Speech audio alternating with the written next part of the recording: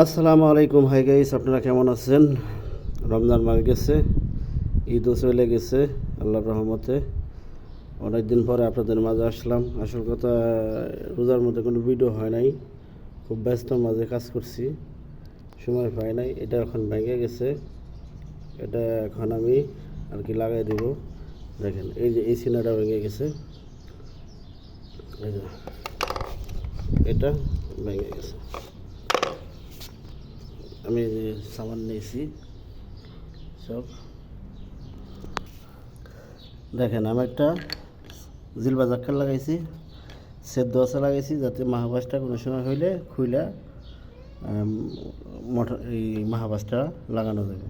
আবার মোটর খারাপ হইলে মোটরটা চেঞ্জ করা যাবে। এখানে আমি মোটরে একটা জিলবা জাক্কার লাগাইলাম, একটা জিলবা জাক্কার লাগে, একটা মোসাল্লেস, এই যে জিলবা জাক্কার লাগাইছি।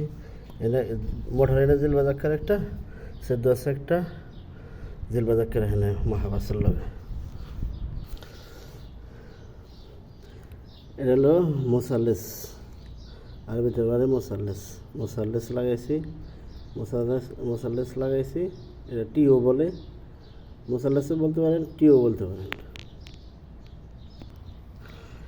এটা আবার আমি নাক গাছ লাগাইছি, মোসাল্লেসের উপরে নাক গাছ, তার মানে আমি এই যে তালা তারবা এইটা লাগাতে দেবো, হোসের লিগে, হোস ক্লিন করার লাগে।